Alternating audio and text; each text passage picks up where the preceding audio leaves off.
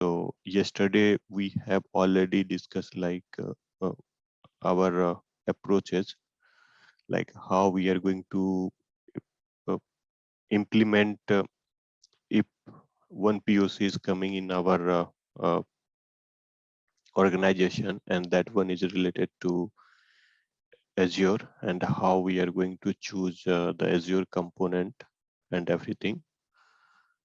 So let me start first. Like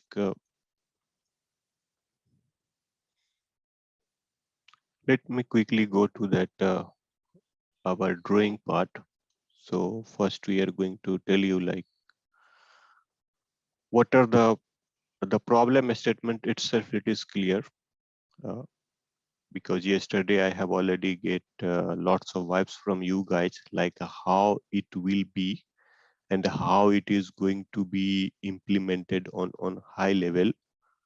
So let me start today, because today is more I can say like we are going to focus on the Azure part. So in this requirement, so suppose right now we are working for LWP Labs, and there we are getting the all those requirement part. So in that scenario, we are first going to check like what are the things, like why we are coming on this as a platform as a service, or infrastructure as a service, or any other approaches. So as a layman perspective, if I can tell you,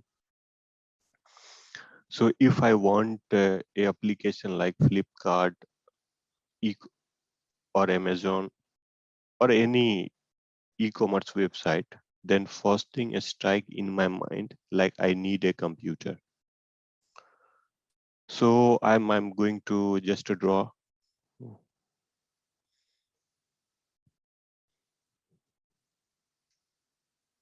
So let me start with Paint. It would be really good.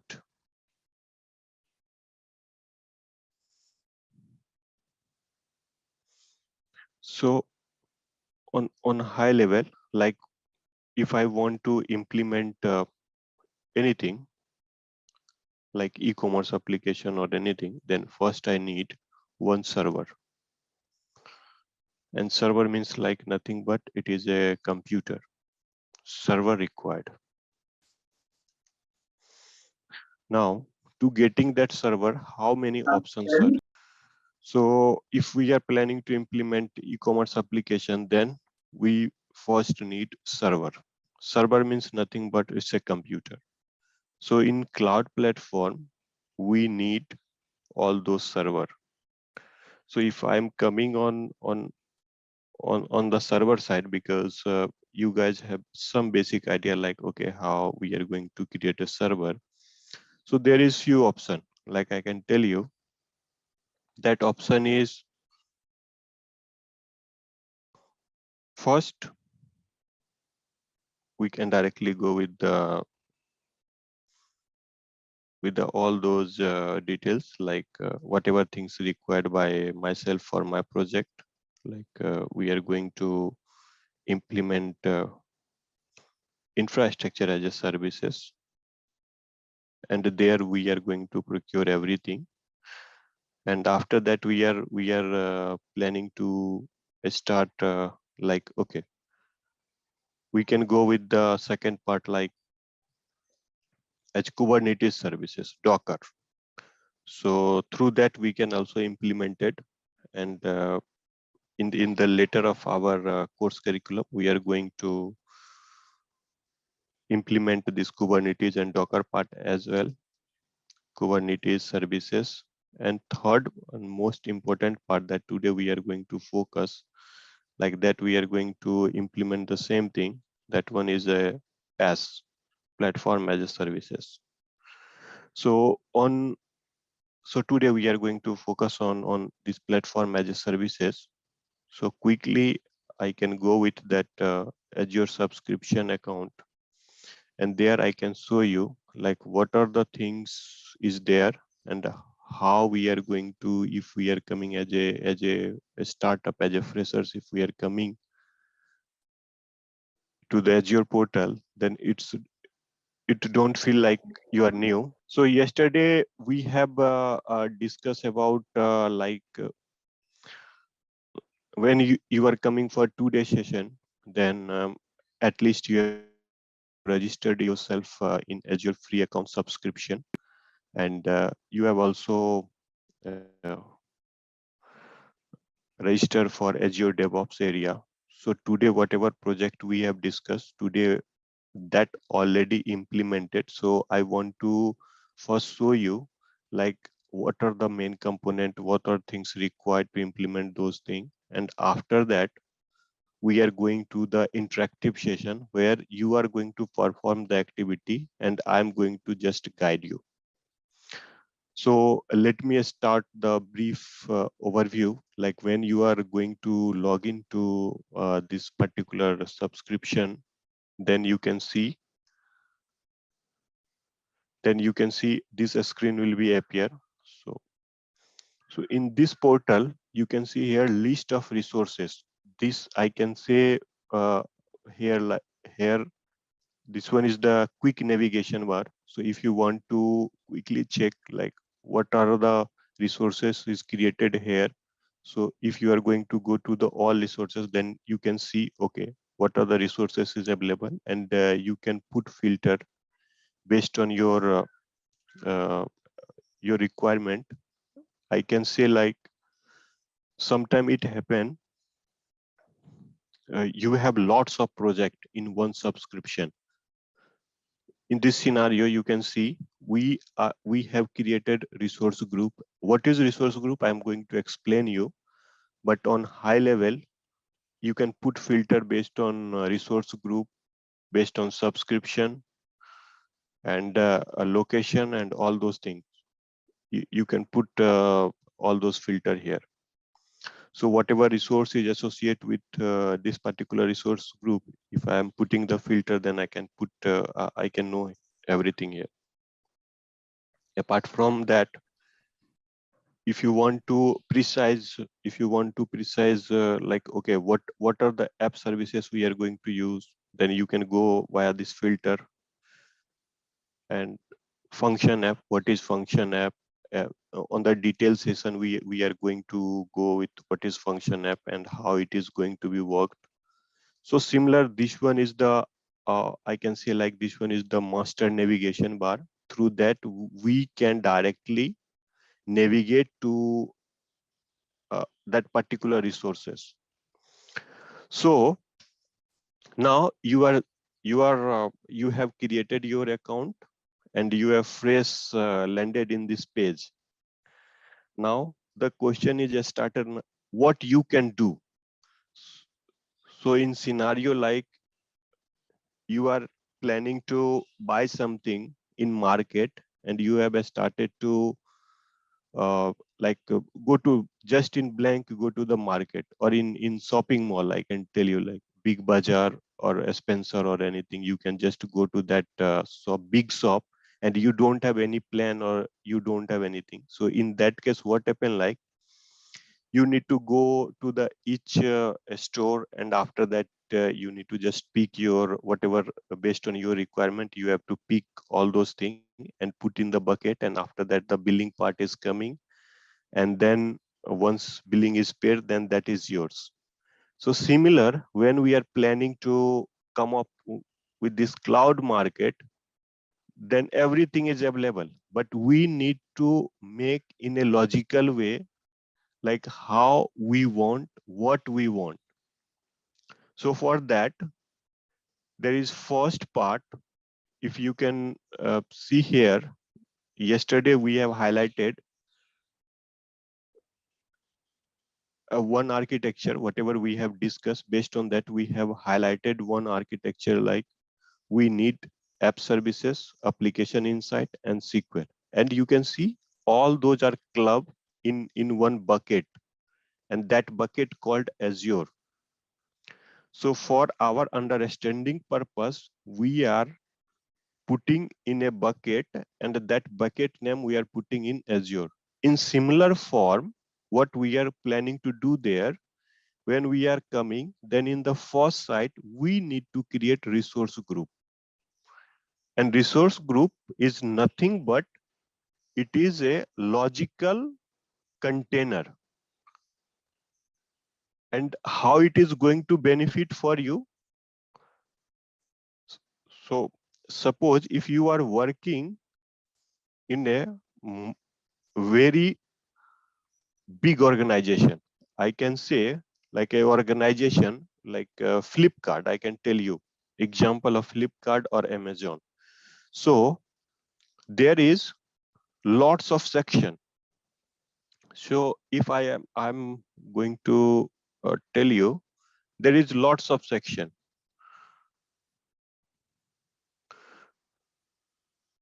One section, they are going to dealing with whatever we are going to check. So that one is publicly available, I can tell you. So whenever things we are going to see our product details and everything we are going to see there, all those details is available here. And all those details, suppose this one is a publicly available site, and when we are trying to log in, then we can see all those details is available here. All those details is available here. But this is the not the complete Flipkart application. There is lots of other things. Suppose how they are going to process your order. So order processing part is there. So there is separate department, they are going to take care that order processing. And similar way, there is multiple department, they are going to be take care like financing part, packaging part. So you can club your application based on your requirement. Based on our requirement, we are going to planning to club our application. So generally in complex organization, what happen like when we are planning to implement the resource group, generally you guys know like there is 3 or 4 environment ideally we are planning to implement: development environment, test environment, expect UAT environment, and production environment. So whatever resource we are going to put in the development environment, then we can put naming convention something like D or dev, so that we understand, okay, whatever resource coming inside this logical group, this bucket, we are going to use only for our development purpose. And when we are planning for testing, like our development is completed, then we are going for testing purpose, then we are going to create a separate resource group, and that one is for test purpose, for QA purpose. And we can name like that so that we understand, okay, this resource is whatever resource inside that we are going to use only for the testing purpose. And UAT, where user can do that activity performance, and based on that, when he accept everything, then we are whatever resource we are going to use, that one we are naming as, you can name as pre-prod or UAT, and similar for prod. That one is the on high level, I can tell you that one is the resource group. And in layman perspective, I can tell you resource group nothing but it's a bucket. Bucket in sense, like I have started the example of in sorry, I started example like when you are going to a shopping mall, big bazaar,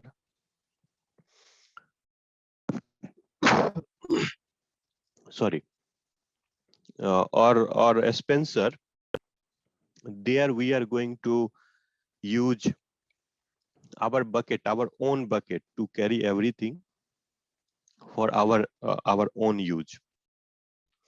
So that one is the basically on high level for layman perspective, we are going to use the resource group for that. In that case, if you want to start create the resource group, though I have already one, so there is multiple way we can create the resource group. For now, for our demo purpose, we are going to start create resource group manually. And after that, when we are going to inside our session, then we are going to use other scripting tool to create that resource group. Like there is multiple scripting. Generally, we are going to focus on the PowerShell, Power BI, uh, PowerShell part and ARM template. Sorry, for Power BI, and either we can use Terraform to use all those scripting part. So for quickly, we are going to start create the resource group, because this one is our first and most important part. This one is our bucket. So whatever resource we are going to create it, that one we are going to put inside this resource group. So resource group, as I have mentioned, like you can name in such a way so that you understand what are the things going to be segregated. So as I have told you, like I have already created one for D for development. So I'm going to create one resource group. That one is for our QA perspective and region. So generally, it would be really great if you are going to create uh, that region. So region is nothing but it is whenever you are going to create any resource, it would be really good if you are working for Europe client or US client. Then you can choose your region based on your nearest location. So right now we are working for India. So I'm going to put Central India.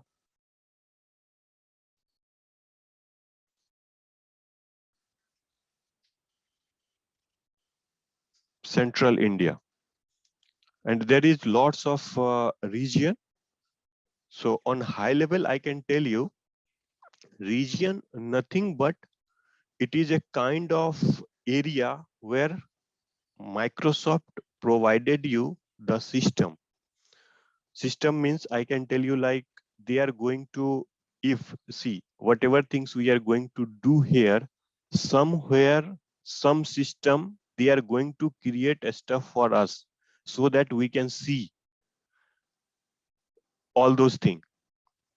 So suppose we are going to develop our application here, and our application is mainly focused for Indian geography, for Indian client, like we are going to sell Deepavali festival product.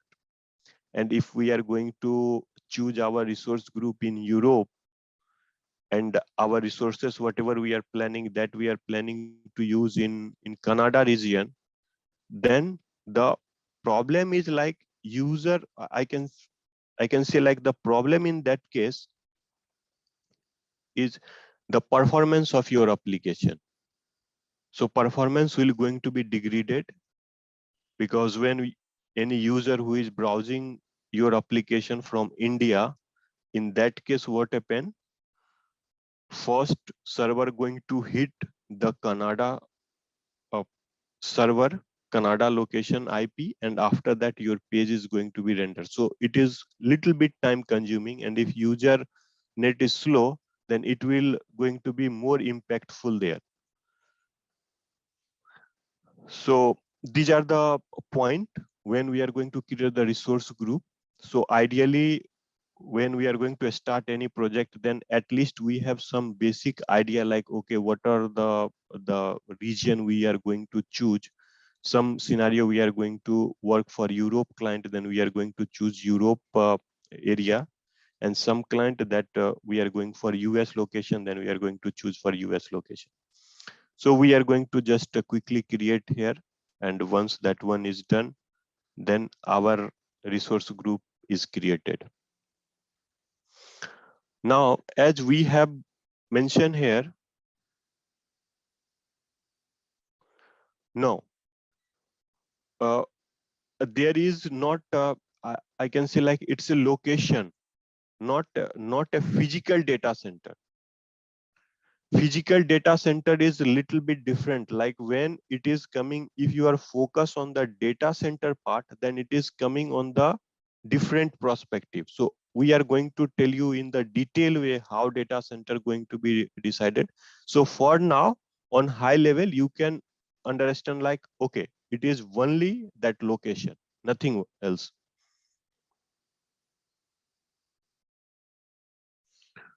Okay, one questions I have that one is very good questions, Madhusudhan.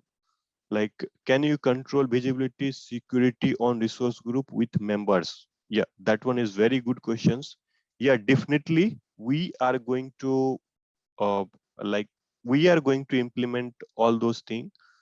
Like if that one is going, if you want to implement that that particular resource group is visible only for a particular person or particular user, then you can provide the access and everything.